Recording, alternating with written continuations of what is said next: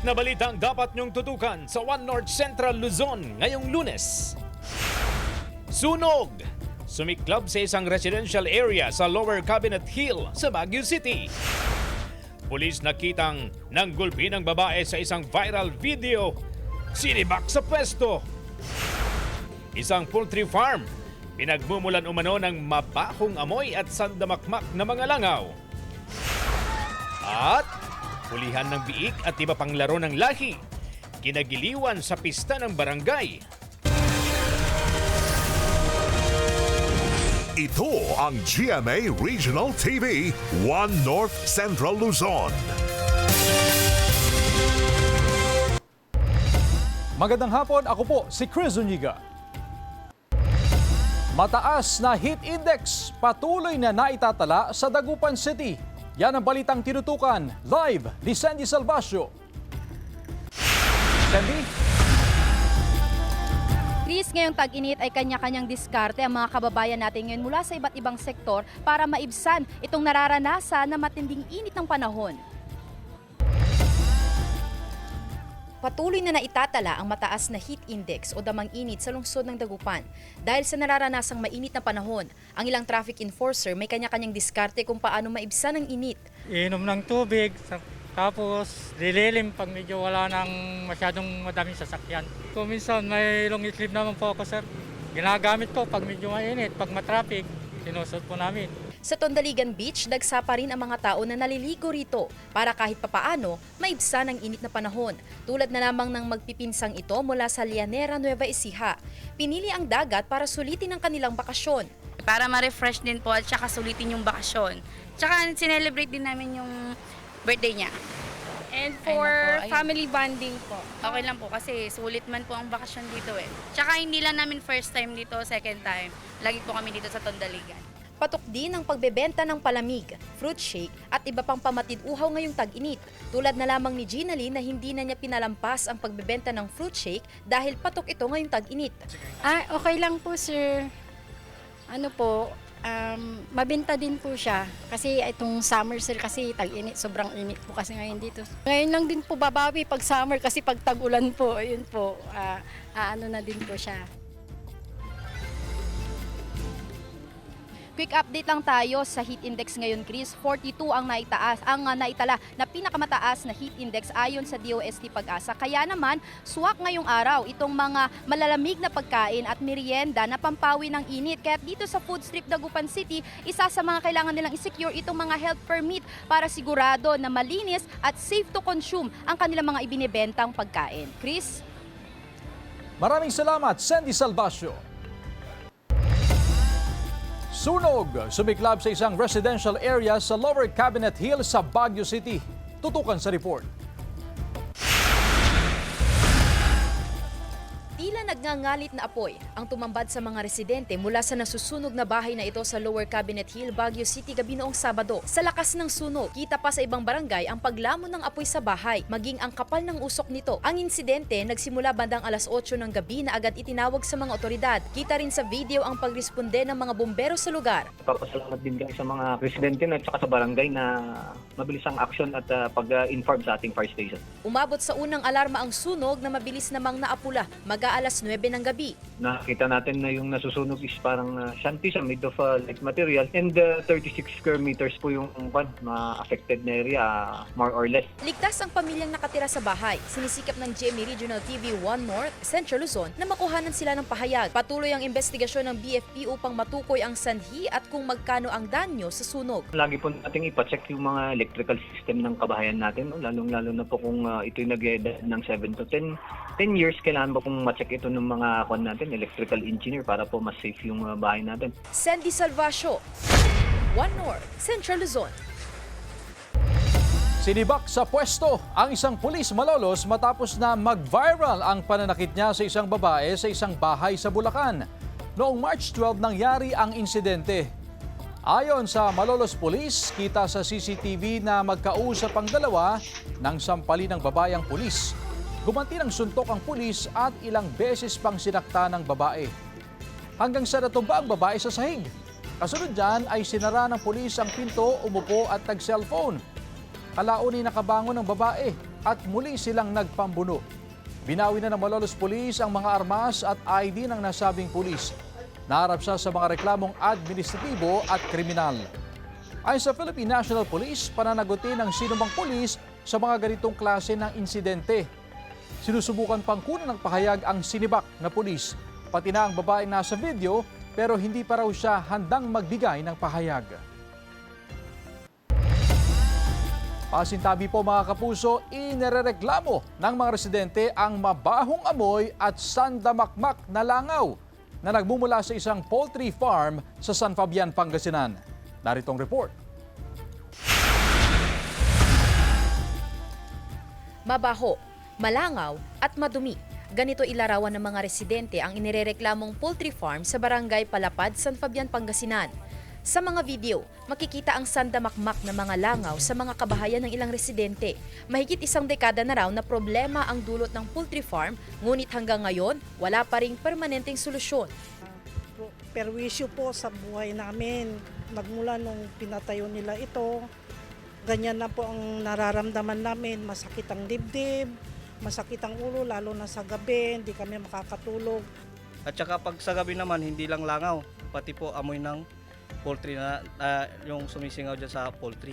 Yung bata namin dito nakasama, at saka siyempre yung mga parents ko, senior na rin. Siyempre, medyo malapitin na rin sila sa sakit. So nagkaroon po tayo ng paulit-ulit na pag-uusap mula noong December.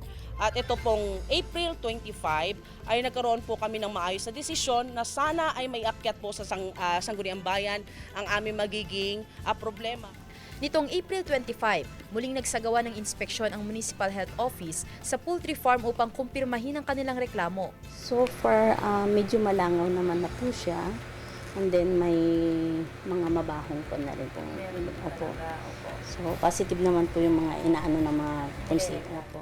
Magkakaroon daw ng public hearing sa Mayo 13 upang mapakinggan ang panig ng mga residente at pamunuan ng poultry farm. Sa kasalukuyan, may temporary permit to operate ang Manukan hanggang Hunyo. Pero saad ng MHO, inirekomenda na rin sa Office of the Mayor ang cease and desist order sa Manukan at pagpapataw ng kaukulang multa sa mga nilabag nitong batas at ordinansa. Pinuntahan ng news team ang poultry farm, isang empleyado ang humarap sa amin at ayon sa kanya, puspusan daw ang isinasagawa nilang paglilinis sa Manukan. Umaasa ang mga residente na mareresolba na ang matagal nilang suliranin. Kasama si Daryl Peralta, Sandy Salvacio, One North, Central Luzon.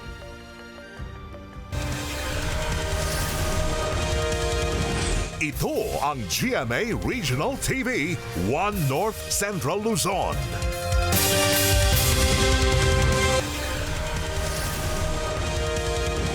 Ito ang GMA Regional TV, One North Central Luzon. Dumating si Senador Ronald Bato de la Rosa sa sesyon ng Senado ngayong araw. Emosyonal ang kanyang pagdating sa Senado matapos ang ilang buwang pagliban. Ito ang unang beses na nagpunta si de la Rosa sa Senado simula noong November 11, 2025. Simula noon, base sa Senate attendance sheet, nasa 31 plenary sessions ang hindi nadaluhan ni de la Rosa. Samantala sa botong 1310, nagkaroon ng pagbabago ng liderato sa Senado bago pa ang posibleng transmittal ng articles of impeachment laban kay Vice President Sara Duterte. Nahalal bilang bagong Senate President si Senator Alan Peter Cayetano, kapalit ni Senator Vicente Tito Soto III. Sospek sa pamamaril sa City of San Fernando, Pampanga, patay matapos na makaengkwentro ang mga pulis. Yan at iba pang balita sa pagtutok ni CJ Turida. Patay ang isang lalaking itinuturong sospek sa pamamaril sa Barangay Lourdes matapos umanong makipagbarilan sa mga pulis madaling araw noong Martes. Yung biktima ay naglilinis ng kanilang siwres sa labas ng bahay at lumapit siya dito at pinaputukan, no? At dali-dali siyang tumakas. So sa pagpatuloy ng ating investigasyon, sa forward at backtracking ng ating mga operatiba, no? Na-locate nila yung gunman, no? Umabot ng halos 10 oras ang hot pursuit operation. Nagpaputok siya sa ating mga kapulisan na gusto man natin napigilan at binawalan na pinaputukan tayo at wala po tayong magagawa kundi mag-return fire. Ayon sa pulisya, nasa ospital ang biktima ng unang insidente ng pamamaril.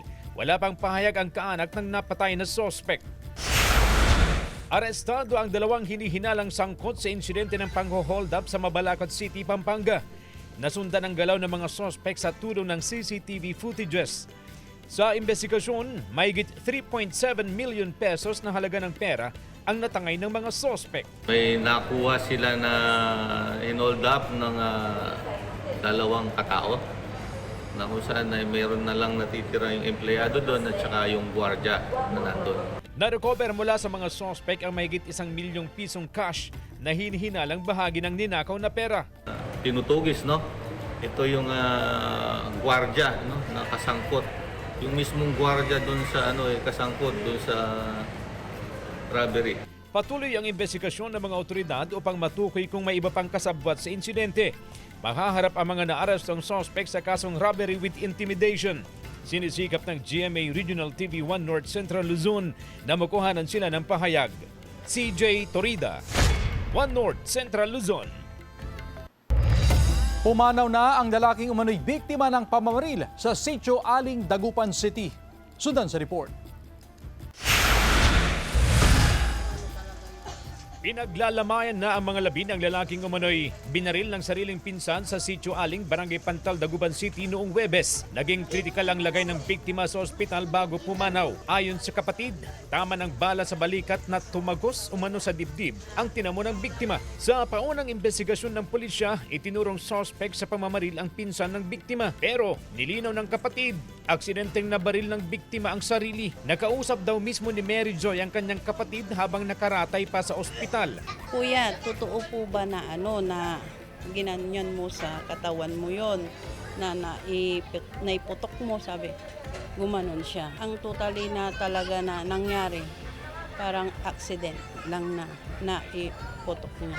Pero hindi raw kumbinsido ang pulisya na aksidenteng nabaril ng biktima ang kanyang sarili. Pinamang pong PNP, hindi po naniniwala kasi meron po siyang dalawang gunshot wound. May nahanap po yung suko natin sa crime scene na dalawang empty shells ng caliber 9mm. Ayon sa PNP, sumuko rin noong Huwebes ang itinurong suspect. Isinailalim sa inquest proceedings pero nirefer ng piskalya para sa preliminary investigation. Binigyan siya ng temporary release dahil sa umano'y kakulangan ng ebidensya. Hindi na rin daw magsasampa ng kaso ang kaanak ng biktima. Nilinaw rin na ang pagtakas ng kanilang pinsan matapos ang insidente ay dala ng kanyang nerbiyos. Hindi naman masagot ng kapatid ng biktima kung kanino ang baril na nagamit sa insidente. Patuloy raw na mag-iimbestiga ang pulisya sa insidente. CJ Torida, 1 North Central Luzon. 55 million pesos na pondo para sa siyam na farm-to-market roads inaayos na ng Mangaldan LGU at Department of Agriculture. Tutukan sa report. Siyam na farm-to-market road projects ang nakatakdang gawin sa Mangaldan, Pangasinan. Pinondohan ng 55 million pesos ang mga proyekto na mula sa Department of Agriculture. Ayon sa Municipal Planning and Development Office, 12 mga barangay ang makikinabang sa proyekto. Meron din tayong sinusundan na Geographic Agricultural Information System kung saan dito natin nilalagay ang mga proposed farm-to-market road. Parang consolidation po siya na nanggagaling sa ating mga barangay, sa mga farmer association. Aabot sa 200 hanggang 330 meters ang haba ng bawat farm-to-market road na sisimulan din ngayong taon. Inisyatiba ito sa ilalim ng DA Farm-to-Market Road Development Program. Samantala, 90% ng mga private landowner ay pumayag na rin sa pagpapatupad ng proyekto. Kasalukuyang kinukumpleto ang mga requirements, papeles, saka kasalukuyan din kinakausap yung ating mga landowners, mga project affected person, para makuha ang kanilang commitment na ibigay ang parang masasakupan ng FMR. Sa isinagawang public dialogue, ipinaliwanag ang kahalagahan ng proyekto at hinimok ang mga landowner na i-donate ang bahagi ng kanilang ari-arian para sa road right-of-way. Sasagutin ng LGU ang lahat ng gastusin sa pagproseso ng deed of donation at iba pang dokumento. Isa ang barangay salay sa mga makikinabang ng FMR project. Nakikipag-usap na din ang mga opisyal ng barangay sa mga landowner upang maging maayos ang paggawa ng proyekto. Sila rin yung mabibinipisyohan nun eh. Actually, yung tubig, farm to market road, may irigasyon na dyan tapos may kalsada. Kaya mas maganda yun. Malaking bagay raw ang FMR upang mapabilis ang transportasyon sa produkto ng mga magsasaka papunta sa bayan. Kasama si Daryl Peralta, Sandy Salvacio, One North, Central Luzon. Pinasinayaan na ang Super Health Center sa Barangay Dinalawan sa Calasiao, Pangasinan. Layo ng Super Health Center na mas mailapit at mapadali ang serbisyong medikal sa mga residente, hindi lang sa barangay kundi pati na sa bayan. Ikinatuwa ng mga opisyal at residente ng barangay ang pagpapatayo ng Super Health Center. Inaasahan na libu-libong residente ang makikinabang dito. Hinihintay na lamang ang license to operate o permit na magagaling sa DOH upang masimula na ang operasyon ng Super Health Center. Samantala, mahigit sa 600 kalalakihan ang nagpatuli, kabilang na ang isang 74 anyos na lolo sa isinagawang libreng tuli operation sa Gapan City, Nueva Ecija. Layunin ng programa na makapagbigay ng dekalidad na serbisyong medikal at mahikayat ang mga kabataan na mas pahalagahan ang tamang kalinisan sa katawan. Isang 74 anyos na lolo naman ang pumila upang magpatuli dahil may nakalaang 30,000 pesos na premyo para sa pinakamatandang nagpatuli. Gayunman, hindi itinuloy ang kanyang operasyon dahil may kakaiba umanong kaso ang pribadong bahagi ni lolo, kaya bigo itong matuli at maiuwi ang 30,000 pesos na premyo. Ayon sa mga doktor, kailangan daw kasi na sa mismong ospital gawin ang operasyon kay lolo dahil sa kanyang kondisyon. Gayunman, nakatanggap pa rin siya ng 5,000 pesos bilang consolation prize. Samantala, ang nagawagi ng 30,000 pesos na premyo ay isang 26 anyos na binata mula sa lungsod.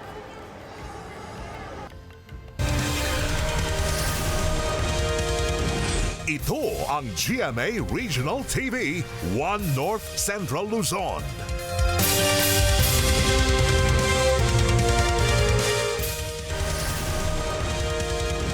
Ito ang GMA Regional TV, One North Central Luzon.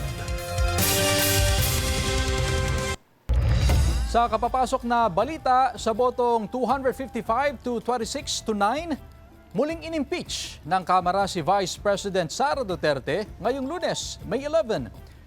Higit ang boto sa 1/3 ng kabuang miyembro ng Kamara ang bumotong pabor para ma-impeach ang bise. Bago nito, aprobado na ng 55 miyembro ng House Committee on Justice ang Articles of Impeachment laban kay VP Duterte. Si VP Sara ang kauna-unahang opisyal na na-impeach sa Kamara ng 2 beses. Nakatakda na itong i-transmit sa Senado sa pamumuno ng bagong Senate President na si Senator Alan Peter Cayetano matapos ang naging panibagong balasahan sa Senado.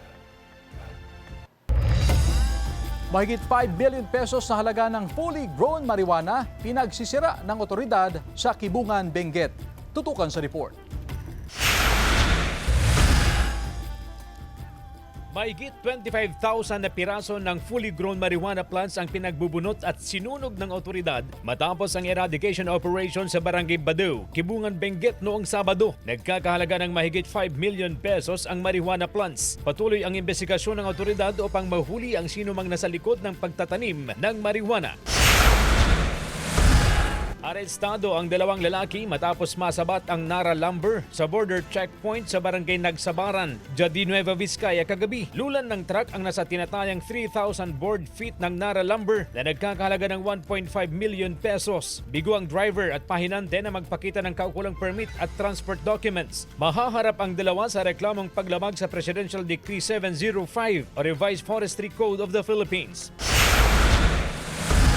Arestado ang 3 katao sa bypass operation ng pulisya sa Barangay Pamatawan, Subic, Zambales. Mag-aalas 4 ng hapon noong Biyernes. Katuwang ng Zambales Provincial Drug Enforcement Unit ang PIDEA at Subic Police sa operasyon. Nakumpiska sa operasyon ng mahigit 192 gramo ng hinihinalang shabu. Nagkakahalaga ito ng mahigit 1.3 million pesos. Mahaharap sa kaukulang reklamo ang mga sospek na wala pang pahayag. CJ Torida, One North, Central Luzon.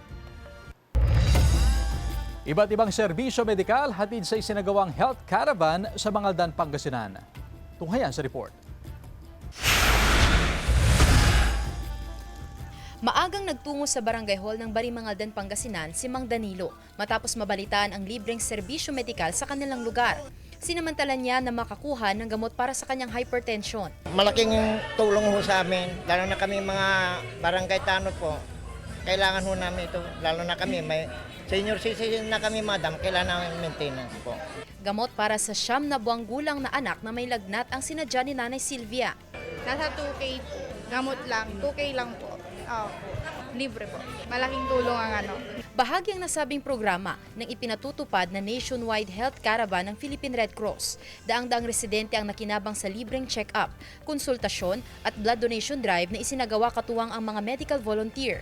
Humigit kumulang 50 batang lalaki rin ang nagpatuli.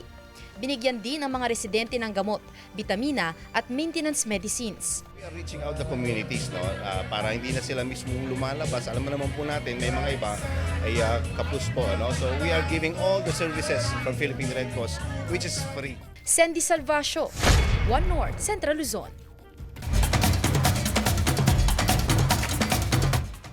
Hulihan ng biik at iba pang laro ng lahi tinagiliwan ng ilang residente sa Dagupan City. Sudan sa report.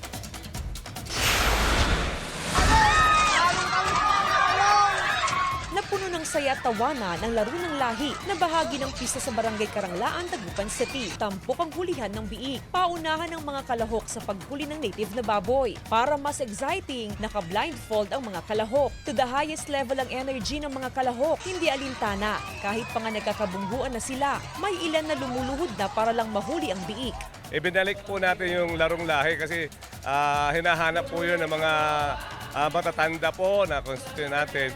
Ito'y pangatlong taon na po na ginagawa natin. Ito po ay napakasaya po dahil ang ginagawa po natin, gumagawa po tayo ng isang kulungan at binablindfold po yung mga huhuli ng biik, yung native na baboy po yon. Bukod sa hulihan ng biik, tampok din sa Ago na Karanglaan ng kite-making contest. Super saya talaga. At the same time, talagang kami, nirecall namin, pinahalagaan namin ang mga ganong klaseng laro, which is, yun yung good tradition talaga natin. Enjoy rin sa pagzumbang ilang residente. Simple man daw ang selebrasyon ng kapistahan ng barangay, pero naging masaya naman daw ang buong komunidad. Kasama si Ron Alistair Taniedo, Jasmine Gabriel Galban, One North, Central Luzon. Anumang oras ay inaasahang lalo pang hihina ang Bagyong Kaloy na nasa loob ng Philippine Area of Responsibility. Huling namata ng sentro ng Bagyong Kaloy, 475 kilometers, silangan ng Giwan, Eastern Samar. Ayon sa Pag-asa, posibleng tuloy-tuloy na ang paghina nito at maging low pressure area na lamang. Walang direktang epekto sa bansa ang nasabing LPA maliban sa mga kaulapan na nahagip ang Eastern Samar at Dinagat Islands. Easterlies o yung mainit na hangin naman ang iiral sa natitirang bahagi ng bansa. Sa datos ng Metro Weather, may tsansa ng kalat-kalat na ulan sa Apayao, Abra, Ilocos Norte, Ilocos Sur, Kalinga, Benguet at Zambales. Posible ang ulan sa iba pang bahagi ng bansa. Mga kapuso, sa ikalawang sunod na buwan, nabawasan ang bilang ng mga walang trabaho ayon sa Philippine Statistics Authority. Sa datos ng PSA, tinatayang 2.58 million ang mga unemployed nitong Marso. Mas kaunti kumpara sa 2.66 million noong Pebrero. Mahigit 49 million pa rin ang mga employed nitong Marso. Mas kaunti rin kumpara noong Pebrero. Bumalik naman sa mahigit sa 6 million ang underemployed o yung may mga trabaho na gusto pang magkaroon ng dagdag na kita o magdagdag ng oras sa trabaho nitong Marso. Mas marami kaysa sa 5.84 million na underemployed noong Pebrero.